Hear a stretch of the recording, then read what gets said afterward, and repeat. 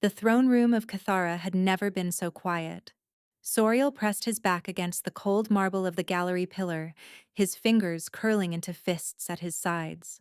Below him, 1,000 wolves filled the grand atrium, their silence heavier than any roar.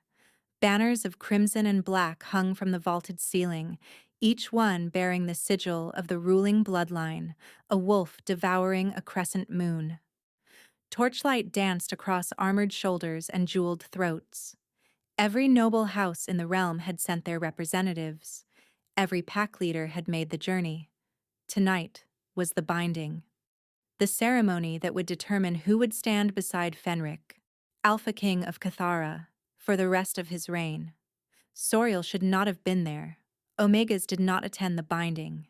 They were not invited, not welcomed, not even acknowledged in the ancient texts that govern the ritual. An Omega was a thing to be owned, not consulted. A vessel for heirs, not a witness to history. But Fenric had promised him 6 months of stolen nights in the chambers beneath the eastern tower. 6 months of whispered words pressed into the hollow of his throat. 6 months of a bond so fierce it left marks that glowed silver in the darkness when their skin touched. When the binding is done, Fenric had told him, his rough palm cradling Soriel's jaw, I will stand before every wolf in this kingdom and declare what you are to me, what you have always been, my true mate, my equal, my Omega. His voice had trembled on that last word, not with shame, with reverence. Soriel had believed him the way lungs believe in air, but that was before 3 days of silence, before every message went unanswered, before the guards who had always let Soriel pass through the private corridors began turning him away with averted eyes and muttered apologies. Something had changed. Soriel could feel it in the bond, a strange numbness where warmth used to live, like pressing a hand against glass and feeling nothing on the other side. So he had come to see for himself, had bribed a kitchen boy for servants' clothes, had climbed the service stairs to the upper gallery where no one of importance ever looked. And now he stood watching the man he loved prepare to choose someone else. Fenric stood on the raised platform at the center of the atrium, dressed in ceremonial black. His dark hair was pulled back from his face, exposing the sharp angles of his jaw and the corded muscles of his neck. He was enormous even by alpha standards, his shoulders filling the armor like a wall of iron and flesh, the kind of wolf that made others lower their eyes without thinking. Soriel knew another version of that body, the version that curled around him in the dark, impossibly gentle, the version whose breathing slowed to match his own. The version that once carried him through a rainstorm because his ankle had twisted on a forest route and refused to set him down until they reached shelter. The version that had bitten the inside of his left wrist 3 months ago, leaving a claiming mark that pulsed with silver light whenever Fenric was near. That mark was pulsing now, faintly, like a heartbeat heard through water. Soriel's other hand drifted to his stomach. Beneath the loose servant's tunic, beneath skin and muscle and bone, something impossibly small was growing. Something he had confirmed with his own healing gift just 5 days ago, pressing his palms to his abdomen and feeling the unmistakable flutter of new life responding to his touch. He had planned to tell Fenric tonight, after the ceremony. He had practiced the words in front of his mirror until they sounded steady instead of terrified. Now those words sat like stones in his throat. The Alpha King will hear the names of those presented for the binding, the high ritualist announced from the edge of the platform. She was ancient, her white hair braided with iron rings, her voice carrying the weight of centuries. Let the candidates approach. 7 figures ascended the steps, all alphas, all from houses whose bloodlines stretched back to the founding wars. They moved with the practiced grace of wolves who had been groomed for this moment since birth. And at their center, towering above the rest, walked Draven of House Margoth. The crowd shifted with approval. The Margoths controlled the western mountain passes and commanded 5,000 warriors. Draven was their masterpiece, broad-shouldered, sharp-eyed, his silver hair catching the torchlight like a blade. A perfect political match, a perfect alpha for a king. Everything Soriel was not. He watched Fenric's face for any crack in the mask, any flicker of the man who had pressed his lips to the claiming mark on Soriel's wrist and whispered, "You are the only wolf I will ever want, the only one my soul recognizes." Fenric's expression was blank. His eyes, those deep amber eyes that burned like embers when they looked at Soriel, stared straight ahead at nothing. His jaw was set, his posture rigid. He looked like a painting of a king, beautiful and completely empty. The bond in Soriel's wrist went cold. Fenric, Alpha King of Cathara, blood of the first pack, ruler of the 5 provinces, the high ritualist intoned. The candidates stand before you. The realm awaits your word. Speak your choice. Silence swallowed the atrium whole. Soriel could hear his own pulse, could feel the baby's faint warmth low in his belly, a spark of life too new to understand the world it had been born into. His claiming mark throbbed with a dull, distant ache, like a wound that had been numbed rather than healed. He stared at Fenric's profile and willed the alpha to turn, to look up at the gallery, to find him the way he always found him, as if some invisible thread connected them across any distance, through any crowd. Fenric did not turn. His movement when it came was wrong. Soriel knew this man's body the way a musician knows an instrument. Every gesture, every shift of weight, every micro-expression that betrayed the emotions Fenric kept locked behind his public mask. The alpha moved like a puppet whose strings were being pulled by an unseen hand, stiff, mechanical. The fluid power that defined him stripped away and replaced with something hollow. Fenric stepped toward the line of candidates. His boots struck the stone with metronomic precision. No hesitation, no consideration, as if the outcome had been carved into him before he ever set foot on the platform. He stopped before Draven of House Margoth. No. The word screamed through every nerve in Soriel's body but never reached his lips. Fenric extended his hand. Draven took it with a thin smile of triumph. "I choose," Fenric said, and his voice was a tomb. "Draven of House Margoth." The atrium erupted. Wolves howled their approval. Nobles embraced. Warriors pounded their fists against their chests in the old salute. The political alliance the council had demanded for years had finally been secured. Cathara's western border would be unassailable. The bloodlines would merge into something unstoppable. And in the upper gallery, unseen by anyone, an omega shattered. The claiming mark on Soriel's wrist exploded with pain so violent he nearly screamed. He doubled over, slamming his shoulder into the pillar, his teeth clenching against the agony. It felt like Fenric's bite was being ripped from his flesh, as if the bond itself was being wrenched apart by force. Through vision blurred with tears, he watched Fenric raise Draven's hand to his lips. Watched the ritual gesture of acceptance performed with the same mechanical emptiness. Watched Draven's silver eyes sweep the crowd with possessive satisfaction, while the Alpha King showed nothing, felt nothing, was nothing. He did not look for Soriel. He did not hesitate.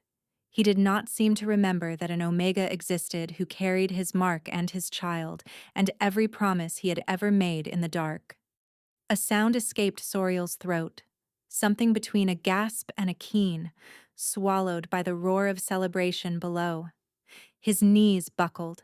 He caught himself on the pillar and forced his body upright through sheer will, because if he fell here, someone would find him, and then they would know. They would know about the mark, about the baby, about the pathetic Omega who had believed in Alpha King's whispered lies. He backed away from the railing. 1 step, 2. His hand pressed against his wrist where the mark burned like a brand. His other arm wrapped around his stomach. The baby fluttered. A tiny, innocent movement that nearly broke him completely. He turned and ran. The servants' passages were deserted. Every soul in the palace had gone to witness the binding, leaving the narrow corridors dark and silent. Soriel moved through them on memory alone, one hand trailing the stone wall, the other cradling his belly as if he could shield the life inside from the devastation consuming him. His chamber was exactly as he had left it that morning. The small bed with its threadbare quilt, the wooden shelf lined with dried herbs and healing salves, the strip of cloth he had embroidered with tiny silver wolves as a gift for Fenric, meant to be presented tonight along with the news of the baby. He left the cloth on the bed. Let Fenric find it. Let him know what he had thrown away. Soriel packed with numb efficiency, a change of clothes. The pendant his mother had given him before she died, a smooth river stone wrapped in copper wire, a pouch of dried ginger root for the nausea that struck every morning without fail. He paused at the narrow window. Below, bonfires were being lit across the palace grounds. Music drifted upward, pipes and drums celebrating the glorious union of the Alpha King and House Margoth. Somewhere in the atrium, Fenric was accepting the congratulations of wolves who believed his choice had been wise and willing. And no one knew. No one in that entire gleaming palace knew that the Alpha King's true mate was standing in a servant's room with a shattered bond and an unborn child, preparing to disappear. Soriel pressed his forehead to the cold glass. He would not cry. He had already given Fenric everything, his body, his trust, his heart. He would not give him tears, too.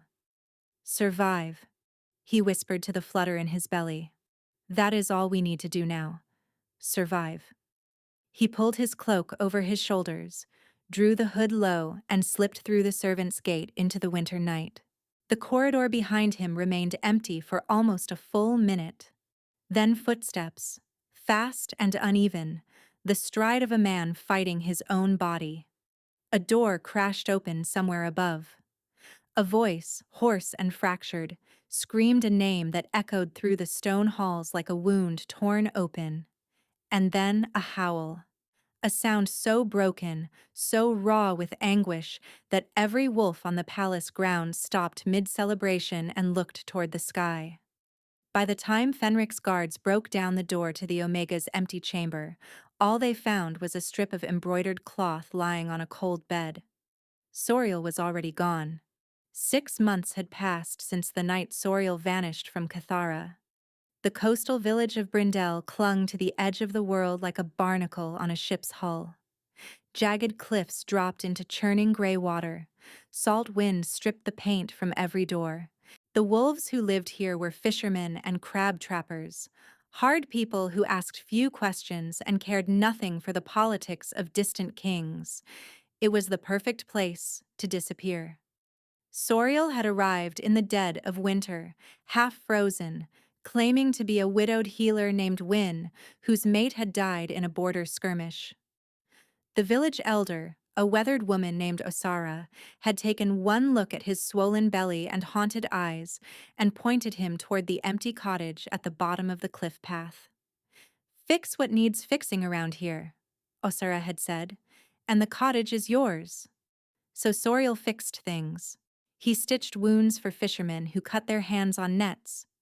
He brewed willow bark tea for the elderly wolves whose joints ached in the damp. He delivered a breech baby in the middle of a storm, his healing gift glowing faintly in his palms as he guided the child safely into the world. He became useful. And in Brindle, useful meant accepted. But at night, alone in his cottage with the sea crashing against the rocks below, Soriel could not escape what he had left behind. The claiming mark on his wrist refused to fade. Among wolfkind, a rejected bond was supposed to dissolve. The mark should have silvered over within weeks, then vanished entirely, leaving nothing but a faint scar and the memory of what might have been. Every healer's text confirmed this. Every elder's teaching agreed. Soriel's mark had not silvered. It had darkened. The impression of Fenric's teeth had deepened into something almost black against his brown skin, sharp and vivid as the night it was made. It pulsed with heat that woke him at odd hours. It ached when storms rolled in from the north, from the direction of Cathara. And sometimes, in the space between sleep and waking, Soriel could swear he felt something through the claiming mark. Not words, not images, just a presence. Vast and desperate and searching, like a hand sweeping through darkness trying to find something it had lost. He told himself it was phantom pain, grief playing tricks on a broken heart. But the baby responded to it. Every time the mark flared, the child stirred, not with distress but with recognition, as if it knew the presence on the other end of that impossible connection, as if it knew its father was looking for them. "He is not looking for us," Soriel whispered into the darkness, his hands resting on the tight curve of his belly.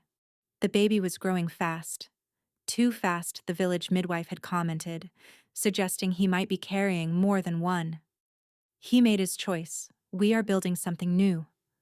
But the mark burned on, and the baby kicked against his palms in a rhythm that matched the distant phantom heartbeat bleeding through the connection that should have been dead. Summer was spreading its warmth across the coast when the first stranger arrived in Brindell. The stranger was a trade merchant named Paulus, a loud, red-faced wolf who arrived by fishing boat with a cargo of salted pork and gossip in equal measure. Within an hour of docking, half the village had gathered at the tavern to hear news from the wider world. Soriel had no intention of going. The wider world had nothing left for him. But Osara came to his cottage that evening, her lined face unusually animated.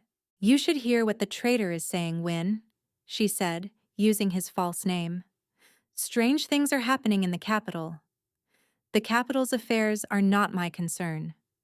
They are everyone's concern when the Alpha King loses his mind." Soriel's hands went still on the herbs he was grinding. "What do you mean?" Osara leaned against the doorframe, arms crossed. "The traitor says King Fenric has gone feral. Not fully, not yet, but close. He has torn apart the eastern provinces searching for someone, a person. No one knows who. He has sent wolves to every village, every settlement, every outpost from the northern ice fields to the southern marshes." Soriel's throat tightened. "Searching for what?" "For whoever this person is. The traitor says Fenric has not slept in months. Says the king's wolf is fighting him for dominance every hour of every day. The council has tried to intervene, and he turned on 2 of them." The mortar slipped from Soriel's fingers and cracked against the table. "There is more," Osara continued. "The crops in the Central Valley have begun to wither. The pack wolves are growing aggressive, attacking each other without provocation. The old ones say the land itself is sick because the king's bond is broken. A wolf's bond with its mate was not merely personal. For an alpha king, it was woven into the fabric of the realm itself. A complete bond brought stability, fertility, peace. A shattered one brought rot. The traitor says the reward for information is 15,000 gold pieces," Osara added. "Whoever this mystery person is, they must be extraordinary for a king to burn his kingdom searching for them." Soriel forced his expression to remain neutral. "Or the king is simply mad, as you said." "Perhaps." Osara studied him with sharp eyes. "You have gone very pale, Win." "The baby sits on my nerves. It makes me lightheaded." Osara held his gaze a moment longer, then nodded and left without another word. Alone, Soriel sank onto his bed. His hands were shaking. The mark on his wrist blazed with heat, brighter than it had burned in weeks, as if the bond itself had heard the news and was screaming confirmation. He was searching. Fenric was searching for him. Why would an Alpha King tear his realm apart for an Omega he had publicly discarded? Unless the discarding had never been real. 3 days after the traitor's visit, Soriel woke to the scent of unfamiliar wolves on the wind. He was in his garden, cutting rosemary for a poultice, when he saw them. 2 figures on the cliff path, moving with the controlled precision of trained fighters. Behind them, Half hidden in the tree line where the forest met the cliff's edge, 3 wolves in animal form watched his cottage with amber eyes. Not brindle wolves, not traitors. These were military. Soriel's hand moved to the knife on his belt, his other arm wrapped instinctively around his belly. 7 months along now, his body heavy and slow. Running was not an option. He could barely manage the cliff path without stopping to rest. The 2 figures reached his gate. One was a tall woman with close-cropped dark hair and a scar that split her left eyebrow. She moved like a blade, every step deliberate. The other was younger, broader, his hand resting on the hilt of a short sword. But it was the woman's eyes that stopped Soriel's breath. Deep amber, almost gold, with the unmistakable clarity of a wolf who served directly under an alpha king. "Win?" the woman asked. Her voice was carefully neutral. "Who is asking?" "My name is Taryn. I am Shield Captain to the Alpha King of Cathara." She paused, letting the title settle. "And you are not Win?" Soriel's grip tightened on the knife. "I do not know what you are talking about." Taryn's expression softened into something almost gentle. "You are Soriel, Omega, formerly a healer in the lower quarters of the royal palace. You bear a claiming mark on your left wrist, given by the king himself, and you carry his child." The world swayed. Soriel grabbed the garden fence to keep from falling. "How did you find me?" The king's wolf can feel the bond, faintly, like a compass needle that trembles but cannot quite settle. It has pointed us toward the coast for weeks. Taryn took a careful step forward. "May we speak inside? What I have to tell you cannot be said in the open." Every instinct told Soriel to refuse, but Taryn's eyes held no malice, and the mark on his wrist was singing, a high, desperate note that vibrated through his bones. He let them in. Taryn sat across from him at his small table while the younger wolf stood guard at the door. She looked at his belly, at the herbs drying from the rafters, at the modest life he had built from nothing, and something like respect flickered across her scarred face. "The night of the binding," Taryn began. "Fenric was poisoned." The word hit Soriel like a fist to the chest. "A compound was introduced to his wine before the ceremony. We believe it was a derivative of moonsbane, combined with a neural suppressant we have not yet fully identified. It severed his connection to his wolf, suppressed his instincts, erased his awareness of the bond." "That is not possible," Soriel whispered. "We thought so too, until the compound metabolized 2 days later and the king woke in a state of absolute psychosis, screaming your name so loudly the windows of his chamber cracked." Soriel's vision blurred. He blinked hard, refusing to let the tears fall. "He remembered nothing of the binding," Taryn continued. "Nothing of choosing Draven. The first thing he did was run to your chamber. When he found it empty, when he found the embroidered cloth on your bed and realized what it meant." She paused. "I have served Fenric for 11 years. I have seen him face armies without flinching. That morning was the first time I ever saw him break." Soriel's hand pressed against his wrist. The mark pulsed hot beneath his fingers. "Who did this to him?" "House Margoth. We are certain of it, though the proof is still incomplete. They have wanted their bloodline on the throne for generations. Draven was their instrument. You were the obstacle. And now—" Taryn's expression hardened. She reached into her coat and withdrew a folded letter. The seal was broken, but Soriel could see the silver serpent of House Margoth pressed into dark wax. He read the words with numb eyes.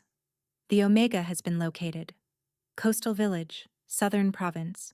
Eliminate before the king's wolves reach the shore. The heir cannot be allowed to survive. Long live the consort king." The letter fell from Soriel's fingers. "Assassins," he breathed. "We intercepted this courier 4 days ago. We do not know how many they have sent or how close they are." Taryn leaned forward. "Soriel, Fenric will find you with or without my help. The bond is pulling him here. Every day, he loses more control to his wolf. If he goes fully feral before we reunite you, nothing in this kingdom will be able to stop what he becomes. As if answering her words, the mark on Soriel's wrist flared so hot, he gasped. A presence surged through the connection, vast and frantic and searingly familiar. He feels that, Taryn said quietly. Every time your mark burns, he feels the echo. It is the only thread keeping him tethered to his human mind. Before she could say more, a howl split the evening air from the cliff above. Not a wolf of Brindle. Something darker. Something hunting. Taryn was on her feet in an instant, her blade already drawn. They are here. The first arrow came through the window before Soriel could draw a full breath. Taryn tackled him sideways, her body shielding his as the shaft buried itself in the wall where his head had been. The younger guard was already moving, kicking the door open and shifting mid-stride, his human form dissolving into a massive brown wolf that launched itself into the fading light. "The cellar," Taryn commanded, hauling Soriel toward the back of the cottage. "There is no cellar." Another arrow punched through the wooden shutters. Soriel caught the gleam of dark liquid on its tip. Poison. They were not trying to capture him. They were trying to end this quickly and cleanly before anyone could intervene. Through the shattered window, he could see shapes converging from 3 directions. Dark wolves, at least 6, moving in coordinated formation. And behind them, on the cliff path, 2 figures in black leather carrying crossbows with the silver serpent of House Margoth stitched into their bracers. Taryn shifted into her wolf form, a sleek gray predator that crashed through the cottage door without hesitation. Soriel pressed himself against the interior wall, his arms wrapped around his belly. The baby was frantic inside him, kicking and rolling. Through the mark on his wrist, he felt a distant surge of something white-hot. Fenric. Somewhere far away but getting closer. But far away was not here. And here, wolves were falling. He heard Taryn's snarl cut short by a yelp of pain, heard the brown wolf's howl end in a strangled sound. Through the broken window, he watched Taryn's gray form stagger under the weight of 3 dark wolves, her fur matted and torn, her movements slowing. She was losing. Soriel looked at his hands. Hands that had healed hundreds of wounds, hands that had guided babies into the world. Hands that held a gift he had spent his entire life concealing because an Omega with power was an Omega marked for destruction. His mother had warned him, had made him swear never to reveal what he could do. "They will fear you," she had said, "and wolves destroy what they fear." But his mother had never imagined her son cornered with assassins at the door, and the only people willing to protect him bleeding out in the dirt. Soriel closed his eyes. The power was there, where it had always been, coiled in his chest like a sleeping animal. He had spent 23 years keeping it leashed, feeding it scraps of energy through small healings, just enough to keep it from consuming him. Now, he let go. The light that erupted from his palms was not the faint glow he used for mending cuts and easing fevers. This was something deeper, older, a radiance the color of molten amber that poured from his skin like liquid sunrise. Soriel stepped through the ruined doorway and into the battle. Every wolf in the clearing froze. The dark wolves recoiled, their predatory coordination shattering as ancient instinct overrode their training. The light pouring from the Omega was something their wolves recognized on a cellular level, something that had not been seen in generations. A power that preceded kingdoms and bloodlines and politics. The old magic. The first gift. Soriel walked barefoot through the trampled grass to where Taryn lay crumpled against a rock. Her ribs were broken. Her breathing was shallow and wrong. A deep gash ran along her jaw where teeth had caught her mid-dodge. Her wolf form flickered as her body fought to stay conscious. He knelt beside her and pressed his glowing hands to her broken side. The effect was instantaneous. Bone snapped back into alignment. Torn tissue mended itself whole. Taryn gasped, her amber eyes flying open wide with shock. The jaw wound had already begun to close, but Soriel's energy was draining fast, and the gash sealed into a thin scar before his power could finish the job completely. "Stay down," Soriel said quietly. "You have done enough." Two of the dark wolves broke and fled, crashing into the undergrowth with their tails between their legs. A third followed, seconds later. But the figures on the cliff path did not run. They were human form, unaffected by the primal terror that had scattered the shifted wolves. One of them raised a crossbow and sighted down the bolt directly at Soriel's chest. "An omega with the old magic," the assassin said, his voice carrying the clipped accent of the Margoth Highlands. "Lord Draven will want to hear about this before we put you down." Soriel's power flickered. The healing he had poured into Taryn had drained him faster than he expected. The light around his hands guttered like a candle in wind. His knees buckled. 7 months pregnant, exhausted and nearly spent, he had nothing left. The assassin's finger tightened on the trigger. The cliff beneath the assassin's feet exploded. Not crumbled, not cracked. Exploded, as if the earth itself had been struck from below by something of incomprehensible force. The two assassins were hurled into the air like dolls. One struck the rock face and did not move again. The other tumbled down the slope, scrambling for purchase on loose stone. From the crater where the cliff path had been, a wolf emerged. Soriel had seen large wolves before. Taryn's form was impressive. The guard wolves had been formidable. But this creature was something else entirely. Black as a starless sky, massive as a draft horse, with eyes that burned molten gold, as if twin furnaces roared behind them. The earth trembled with each step it took. The remaining dark wolves scattered in blind, absolute terror. The black wolf turned its burning gaze on the surviving assassin, who was struggling to rise on the broken slope. It crossed the distance in a single, impossible lunge. The sound that followed was brief and final. Then silence.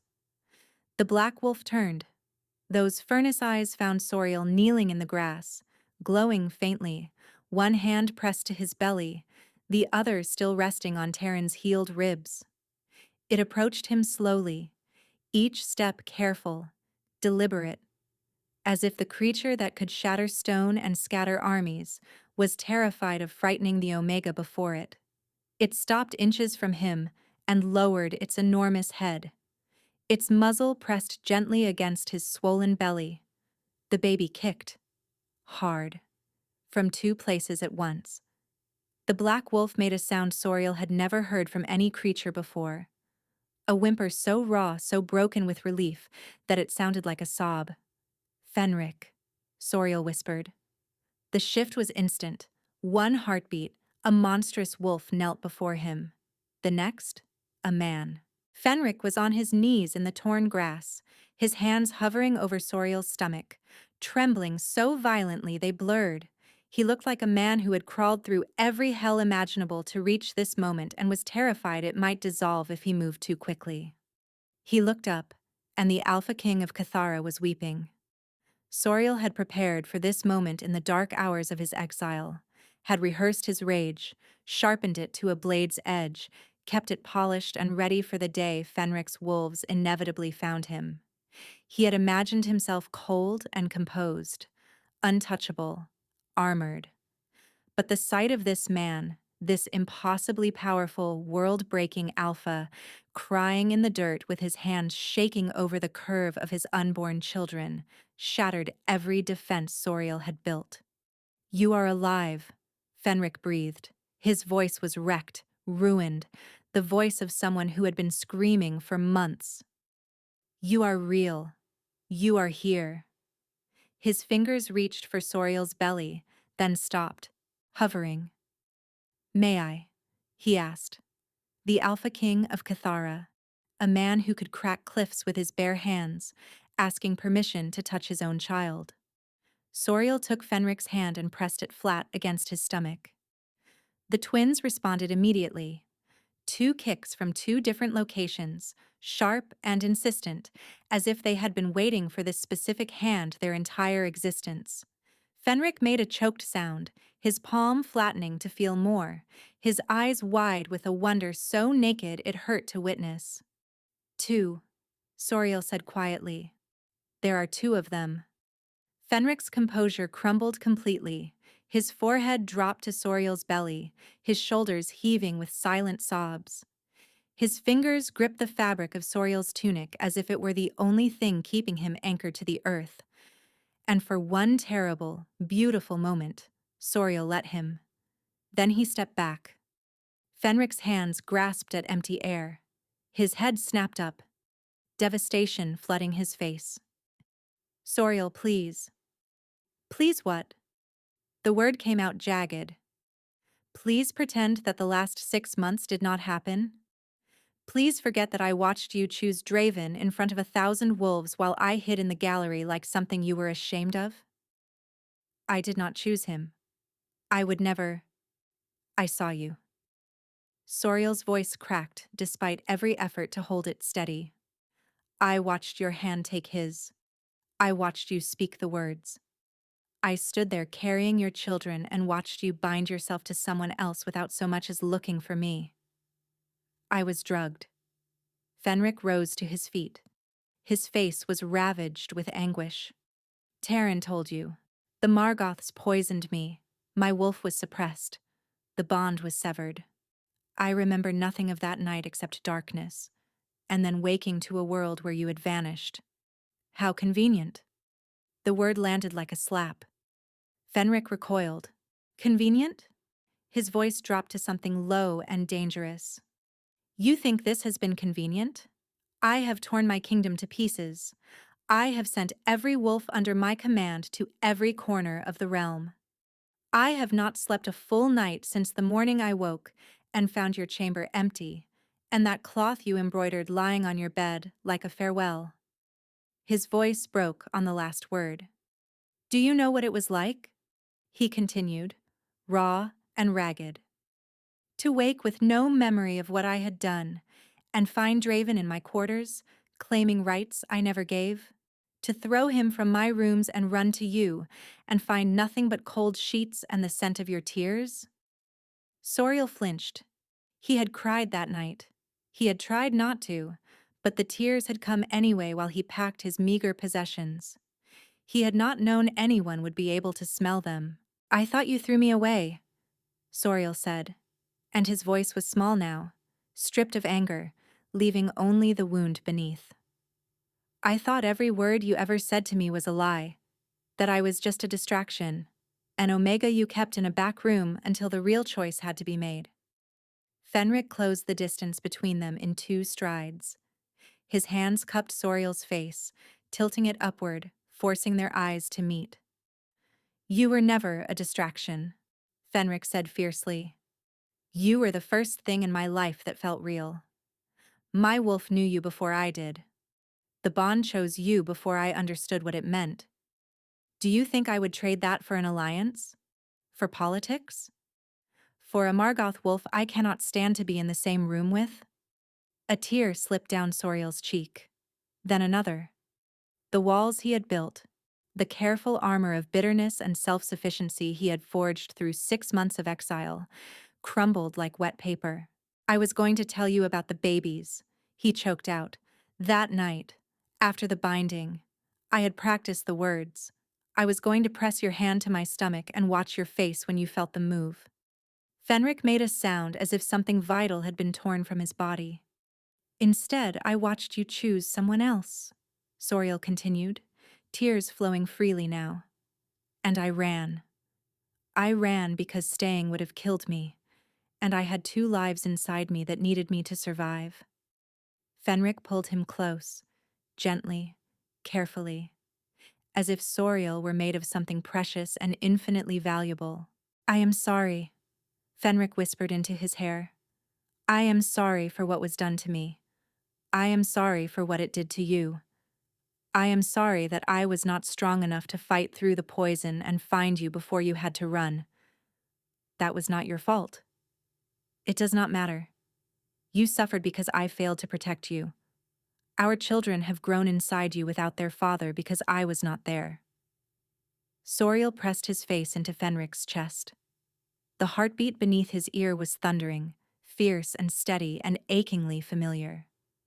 The mark on his wrist blazed with warmth. Not pain, for the first time in 6 months. Not a phantom, not a ghost.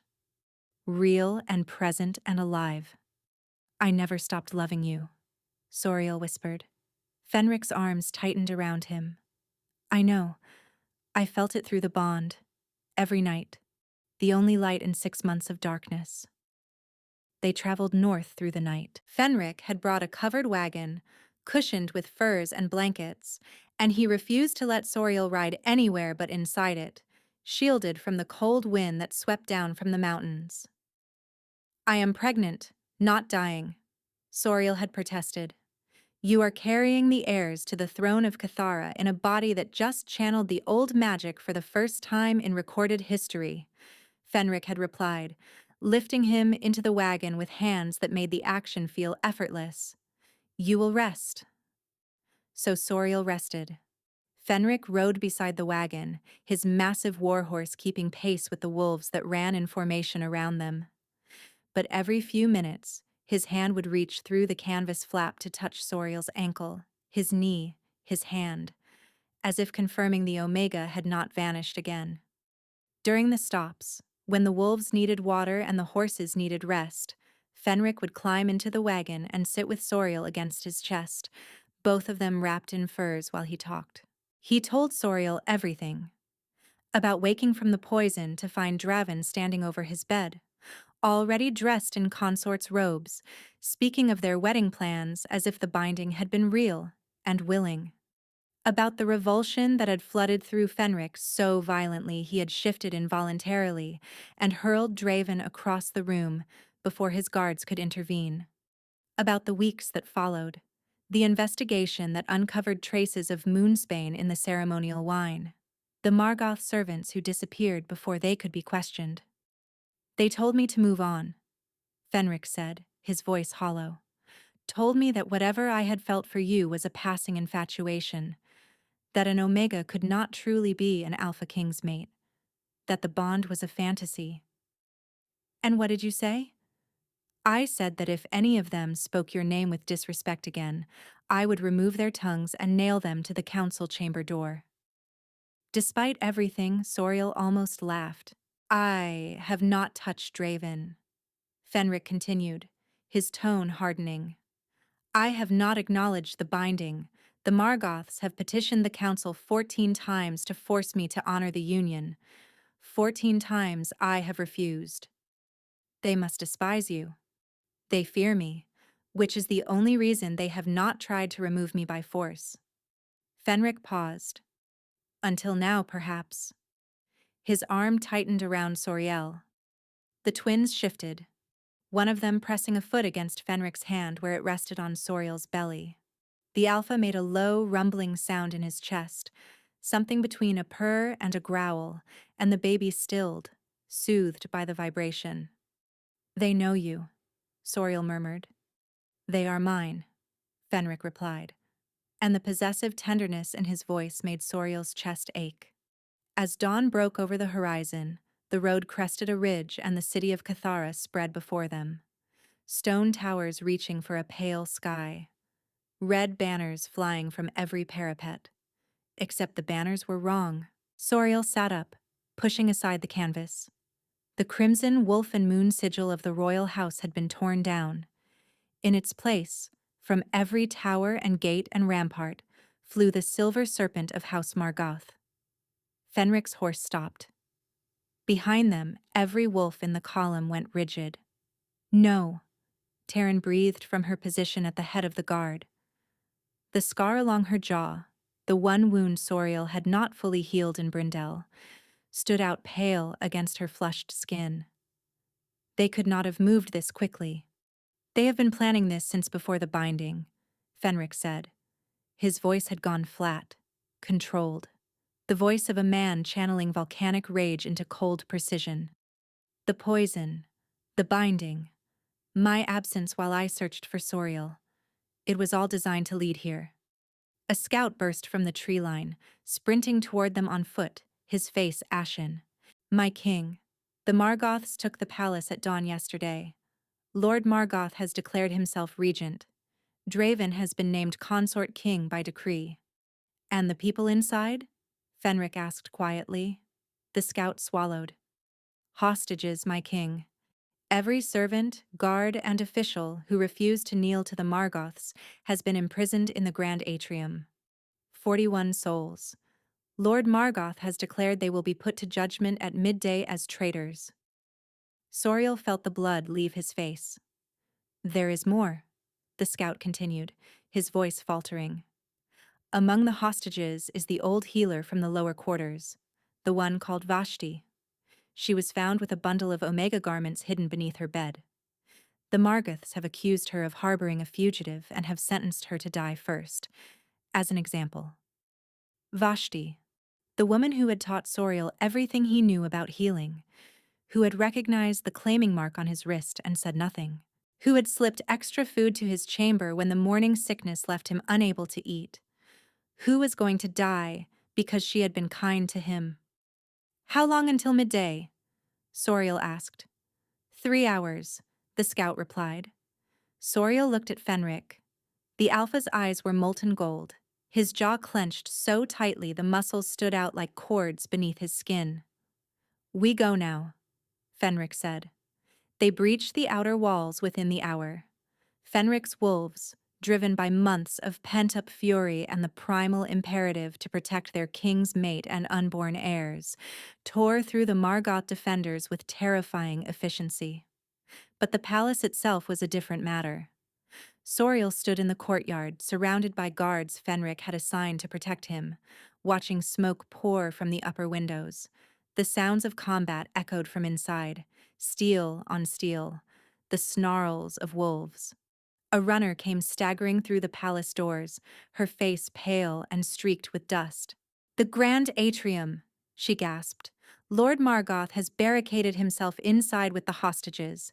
He says if the king does not surrender, he will begin passing judgment immediately, starting with the old healer. Soriel was moving before anyone could stop him. Soriel, no! Terran lunged for his arm and missed. The guards were a half-step too slow, unprepared for a 7 months pregnant Omega to suddenly bolt toward a war zone. He pushed through the corridors on memory, his body screaming in protest. The twins were pressing against his lungs, making every breath a negotiation. But he kept moving. He found Fenric at the doors of the Grand Atrium, held back by Terran and 2 other wolves. If you go in, he kills them all, Terran was saying. It is exactly what he wants. If I do nothing, he kills them anyway, Fenric snarled. Fenric. The Alpha spun at Soriel's voice. His expression shifted from fury to horror in an instant. What are you doing here? I told you to stay in the courtyard. And Vashti is in there because she protected me. I will not hide while she dies for it. Soriel, you are carrying our children. I cannot let you... You are not letting me do anything. Soriel met his gaze with an iron calm he did not fully feel. I am choosing. He turned toward the sealed doors. Lord Margoth, he called, his voice carrying through the wood. I am Soriel, the Omega your family has spent 6 months trying to destroy. I carry the Alpha King's heirs. I am offering myself in exchange for every hostage in that room. Silence from behind the doors. Then, muffled, a voice. The Omega comes in alone, unarmed. Fenric's hand closed around Soriel's wrist, right over the claiming mark. Through the bond, Soriel felt the Alpha's terror. Raw, unfiltered, screaming. Trust me, Soriel said softly, the way I should have trusted you before I ran. Something passed between them. Not words. A pulse through the bond that carried everything, faith and fear, and a desperate, defiant love. Fenric released his wrist. The doors opened. Soriel stepped through alone. The Grand Atrium was a cathedral of dread. 41 hostages knelt in rows across the marble floor, bound and gagged, blades at their throats. Margoth's soldiers lined the walls. On the raised platform where Fenric had stood the night of the binding, Lord Caelus Margoth sat in the king's own chair, his silver hair immaculate, his expression one of refined contempt. Beside him stood Draven. The false consort's face was a mask of cold fury, and kneeling at the foot of the platform, a blade pressed to her wrinkled throat, was Vashti. Her eyes found Soriel and filled with tears. "Run, child," she mouthed. "I am done running." Soriel faced Lord Margoth. "You have what you want. Release them." Margoth studied him with the detached interest of a wolf examining prey that had walked willingly into its jaws. "The Omega who stole a king. I expected someone more impressive. And I expected a lord with the courage to fight his own battles instead of hiding behind bound hostages. We are both disappointed. Release them." Margoth's lip twitched. "Very well. A trade is a trade." He gestured to his soldiers. "Cut them loose. All of them." The hostages were freed, stumbling toward the doors in dazed relief. Vashti tried to reach Soriel, but guards pushed her back with the others. She went through the doors, weeping, her hand extended toward the Omega she could not save. As the last hostage cleared the threshold, the doors slammed shut behind them, and Soriel was alone with the Margoths. "Now then," Lord Margoth said, rising from the stolen throne, "let us discuss what happens next." "What happens next?" Draven said, descending the platform steps with a blade in his hand. "Is that we eliminate the obstacle that has caused our family more trouble than any Omega in recorded history." Soriel stood his ground. The twins were restless inside him, their movements sharp and agitated. His claiming mark throbbed with a deep, pulsing heat. "Killing me accomplishes nothing," Soriel said. "The binding was performed under the influence of poison. Fenric will never acknowledge it. You cannot force a bond that does not exist." "We do not need a bond," Margoth replied. "We need a throne. With you gone and your children with you, Fenric has no heir. His wolf will go feral within weeks. The council will have no choice but to install a regent." He spread his hands. "Me. And if Fenric survives? He will not. A feral alpha is put down, it is the law." The calculation was elegant in its cruelty. Remove the mate, eliminate the heirs, let the broken bond destroy the king from within, inherit the kingdom without ever having to fight for it. "Father," Draven said impatiently, "enough talking." He raised the blade. It gleamed with the same unnatural silver sheen Soriel had seen on the assassin's arrows. Wolfsbane-coated steel, a weapon designed to fell anything with wolf blood in its veins.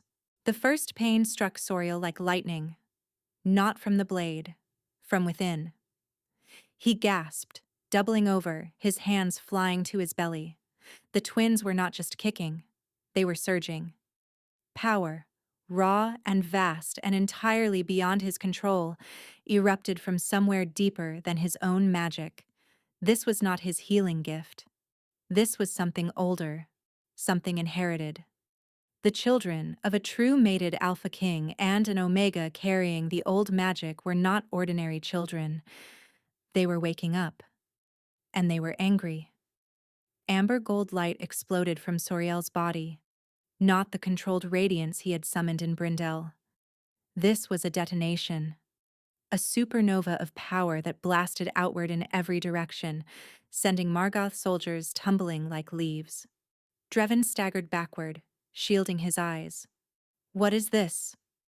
Soriel could not answer. His body was not his own. Bones were shifting beneath his skin. Muscles were tearing and rebuilding. The transformation he had suppressed his entire life, the wolf he had been told he could never become because Omegas with the old magic did not shift, was clawing its way to the surface. He screamed. But the sound that left his throat was no longer human. Draven recovered and lunged, driving the poisoned blade toward Soriel's chest. A hand that was no longer entirely a hand caught the blade by its edge. Silver-white fur rippled across Soriel's fingers. Claws that had not existed seconds before dug into the wolfsbane steel.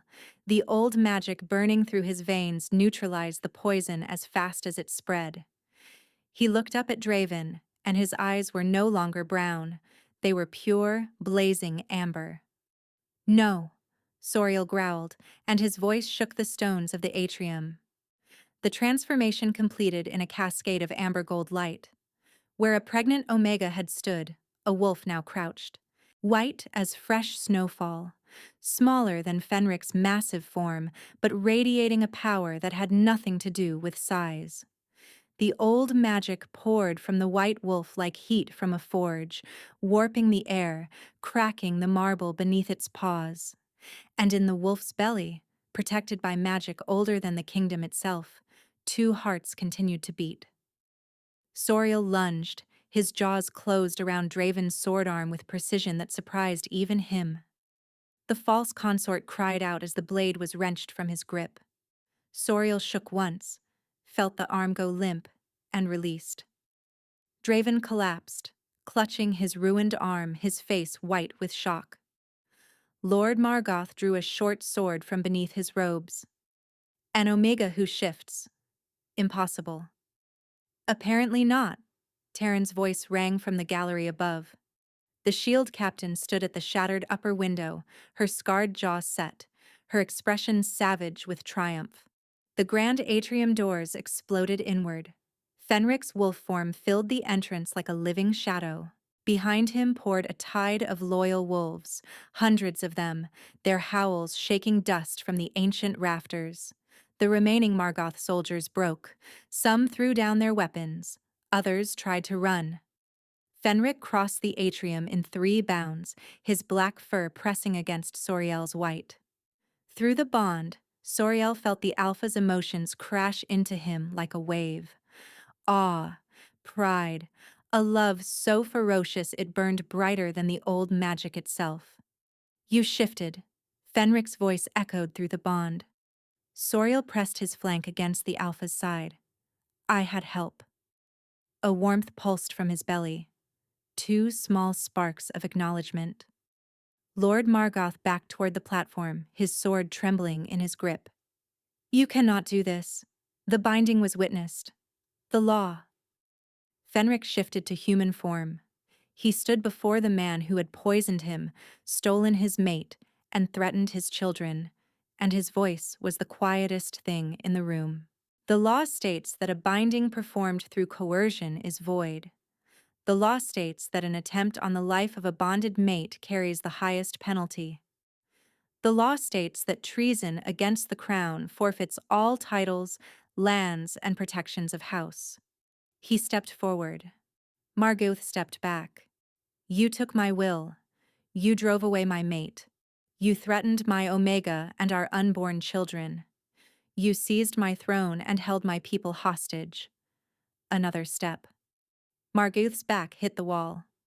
"You wanted the crown of Cathara, Lord Margoth." Fenric's eyes blazed gold. "Let me show you what it costs." Soriel shifted back to human form, his body flowing through the change with a grace that felt as natural as breathing. He stood in the ruined atrium, one hand on his belly where the twins had settled into peaceful stillness, and watched the wolves of Cathara disarm and restrain every Margoth soldier in the hall. It was over. Draven lay crumpled on the floor, cradling his injured arm, his silver hair disheveled and his face emptied of everything except defeat. Lord Margoth knelt in chains, his composure finally broken, his eyes darting between the black wolf and the white, with the dawning comprehension that he had made the worst miscalculation in the history of his ancient house. He had assumed the Omega was the weakness. He had been catastrophically wrong.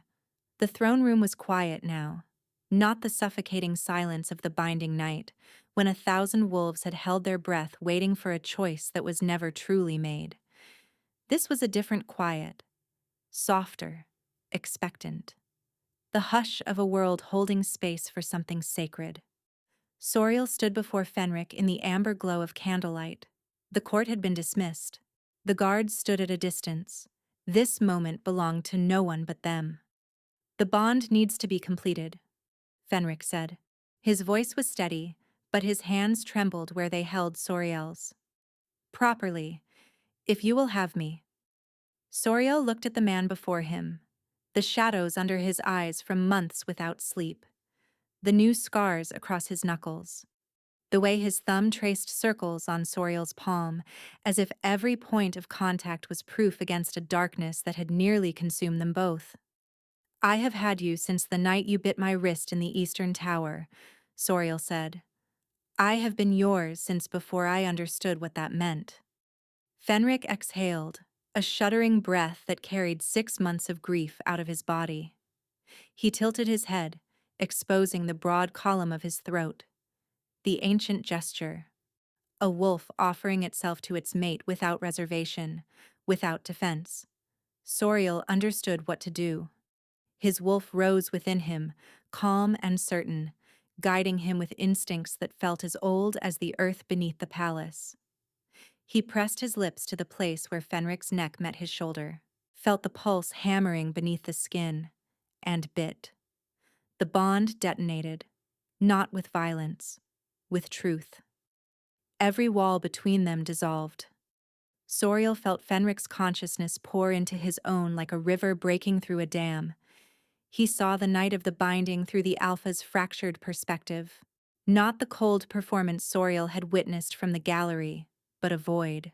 A black, suffocating nothing. The sensation of being trapped inside his own body while something else wore his face and spoke with his voice. He felt the morning Fenric woke, the poison clearing like fog burning off a mirror.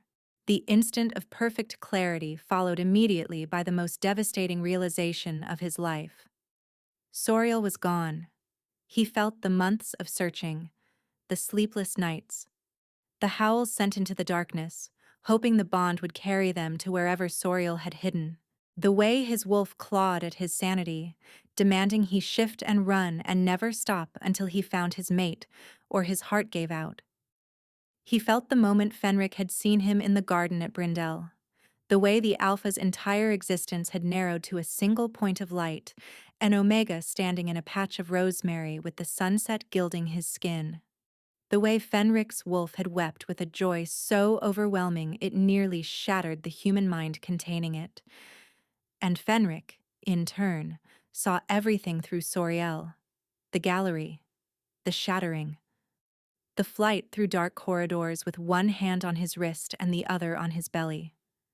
The months in Brindell, lying awake at night with the bond burning in his veins, telling himself it meant nothing while his heart screamed that it meant everything.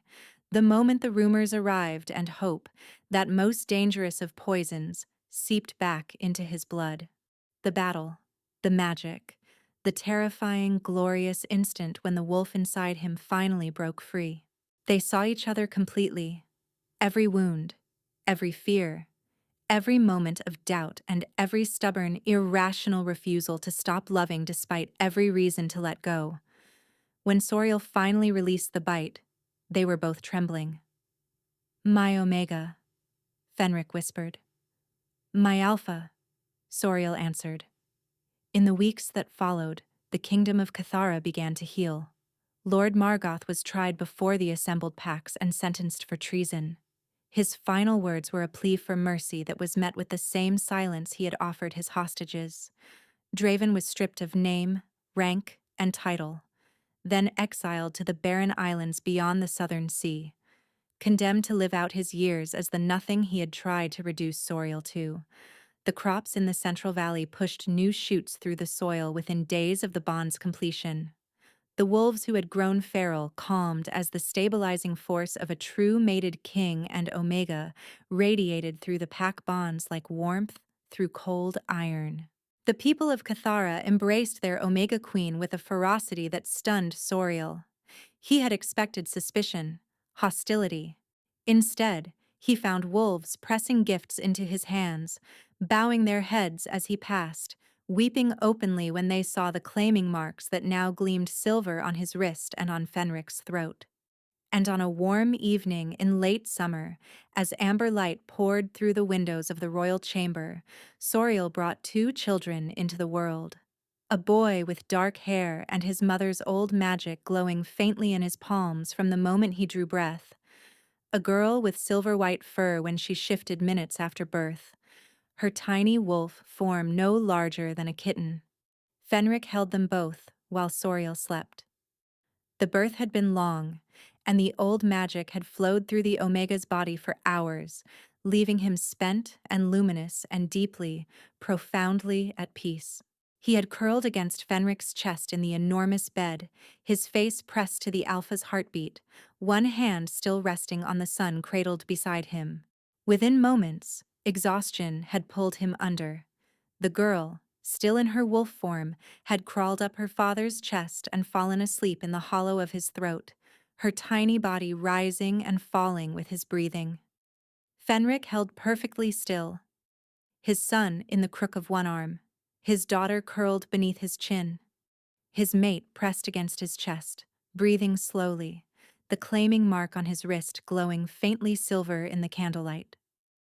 When the chamber door opened and a guard stepped inside to announce that the council had assembled, the Alpha King of Cathara looked up with golden eyes and whispered, "Do not wake the Omega sleeping on my chest." The guard looked at the scene before him. The most powerful wolf in 5 provinces, pinned in place by a sleeping mate and 2 newborn children, his face soft with a tenderness that no army or alliance or political machination could ever replicate. The guard closed the door without a sound, and the word spread through the palace like a whispered prayer, through the corridors and the kitchens and the barracks and the great hall. The king had given an order. The Omega was sleeping. The entire palace fell silent. Not from fear, not from duty, from love. For a king who had torn his world apart to find the one he loved. For an Omega who had walked through fire and emerged not as a victim, but as a force that reshaped a kingdom. For a bond that poison and politics and cruelty had tried to break and failed. For a family, whole at last, sleeping safely in each other's arms. Thank you so much for listening. I hope you enjoyed this story.